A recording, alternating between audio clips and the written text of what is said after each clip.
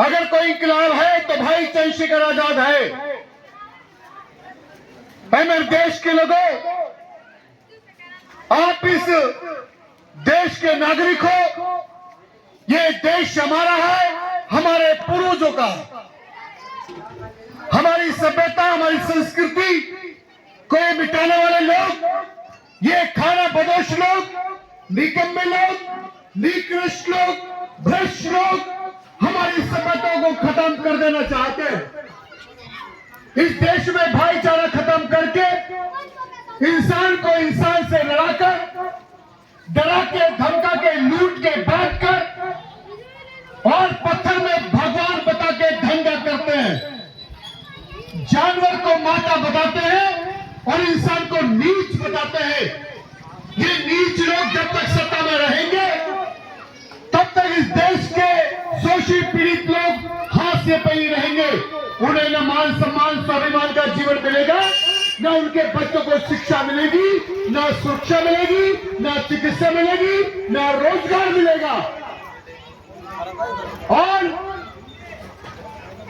ये लड़ ना सके, इसके लिए मेरे जैसे व्यक्ति को महाराष्ट्र में पेट्रोल छिड़क के आग लगा दी जाती है। ये कभी सम्मान से खड़ा ना हो सके, इसके लिए मेरे जैसे व्यक्ति को एक्सीडेंट में मार दिया जाता है। और भाई चंद्रशेखर आजाद अगर सम्मान के लिए खड़े हुए, शब्बीरपुर की घटना घटी तो इस देश की गवर्नमेंट ने उन पे एनएसए लगाई, उन पे रासुका लगाई, इतने सारे मुकदमे लगाए और 1.5 साल जेल में रखा, 6 महीने त्यार जेल में रखा। और भाई चंद्रशेखर आजाद के पैर के हाथ के नाखून उखाड़ दिए और पुलिस वालों ने लाठियां बजाई, रीढ़ की हड्डी तोड़ दी। L1 से लेकर L5 तक उनकी रीढ़ की हड्डी में गैप है। ये निकम्मे लोग पहले उन्हें मारते थे, बेहोश होने के बाद होश में लेके आते थे, फिर मारते थे, फिर बेहोशी से बाहर लेके आते थे, फिर मारते थे और उनका जबड़ा तोड़ दिया। 4 गोली मारी गई। मैं आपसे पूछना चाहता हूं कि जुल्म के खिलाफ इस देश में बात करना क्या गुनाह है? अपनी बहन बेटी की शिक्षा की रक्षा कर, शिक्षा के लिए खड़े होना क्या गुनाह है?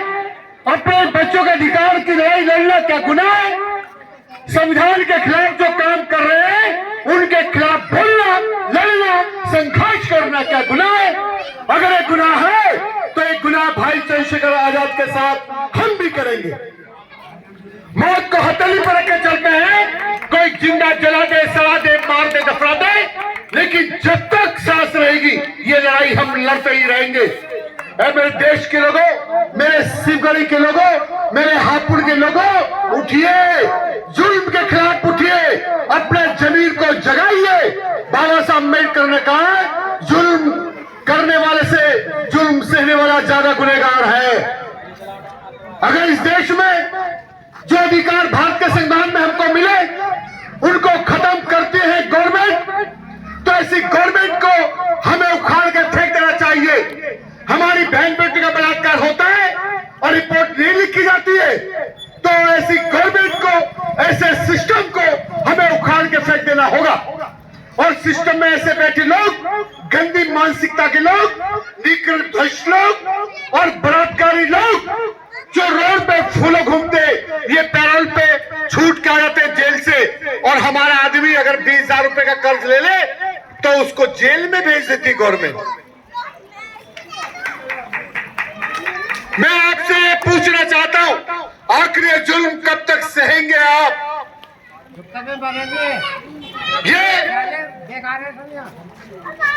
ये भारत हमारा, इस भारत में मानव जीवन को आसान बनाया हमारे पूर्वजों ने। आज भी मेहनत का ईमानदार समाज, कमेरा समाज इस देश के जीवन को आसान बनाता है। ये मकान हमारे समाज के लोग बनाते हैं। जो ईंट लगती है मकान में वो भी एक कमेरा समाज के लोग बनाते हैं। ये रोड वो बनाते हैं, नाली वो बनाते हैं, सफाई वही तो करते हैं। ये रंगाई पुताई मकानों की कौन करता है? ये शोषित पीड़ित समाज के लोग करते हैं। ये टाइल पत्थर कौन लगाता है? ये बिजली के खंभे कौन लगाता है? ये पानी की पाइपलाइन कौन बिछाता है? ये नाली साफ कौन करता है? ये कपड़े कौन बनाता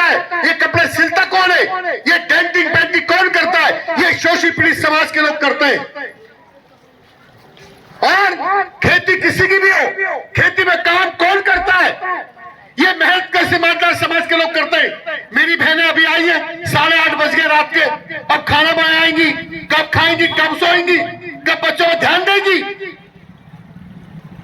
क्या इस देश में हमारा कोई वजूद नहीं है? हम इस देश के मालिक हैं, मालिक असली। तो कमेरा समाज के लोग जब तक गुलाम रहेंगे, जब तक शासन प्रशासन में, सत्ता में हमारी भागीदारी नहीं होगी। और इस भागीदारी के लिए आजाद समाज पार्टी संघर्ष कर रही है, बाकी कोई संघर्ष नहीं कर रहा इस देश में। आपको देखना है सत्ता का सुख क्या होता है। ये हमारे जाटव समाज के लोग बोलते हैं हापुड़ हमारा है, हापुड़ हमारा है। हापुड़ तुम्हारा नहीं है, बनियों का है। अब हापुड़ आपको जाकर देखना है सत्ता का सुख क्या होता है। जो सत्ता में बैठे जाके हापुड़ में उनके मोहल्ले देखो, उनकी गलियां देखो, उनके मकान देखो, ऊंचे ऊंचे खूबसूरत, उनके टैल पत्थर देखो, उनके मकानों की खूबसूरती देखो, उनकी दुकान देखो, उनका रोजगार देखो, उनके बदल में कपड़े देखो, उनकी घरों में खड़ी हुई गाड़ियां देखो, उनका बैंक बैलेंस देखो, उनके बीवी बच्चों के खर्चे देखो, उनकी बीवी के लिपस्टिक के और सैर सपाटे के खर्चे देखो, और तुम्हारी गलियां देखो, तुम्हारे मोहल्ले देखो, तुम्हारे घर देखो, तुम्हारी दुकान देखो। तुम्हें फर्क नजर आ जाएगा कि सत्ता में बैठे लोग पॉलिसी जो बनाते हैं सत्ता में, वहां पे तुम्हारा कोई आदमी है नहीं।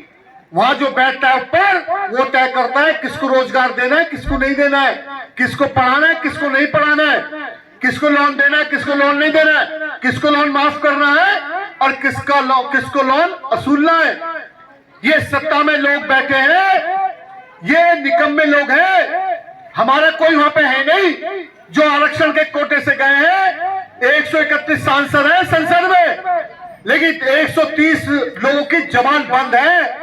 एक की जबान चलती है भाई चंद्रशेखर आजाद की। एक शेर है जो नरेंद्र मोदी और अमित शाह की आंखों में आंख डाल के बात करते हैं।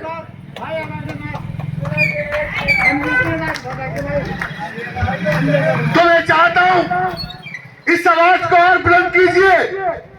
भाई चंद्रशेखर आजाद ने यहाँ पे वीरेंद्र कुमार श्री जी को भेजा है ताकि हापुड़ के लोग उनको जिता के और लखनऊ विधानसभा में बैठा सके। एक भाई है, एक शेर संसद में नाक में दम करके रखा है।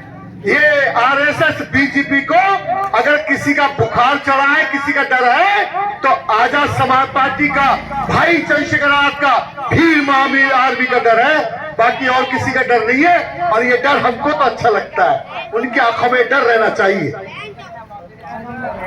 इस डर को और बढ़ाएंगे।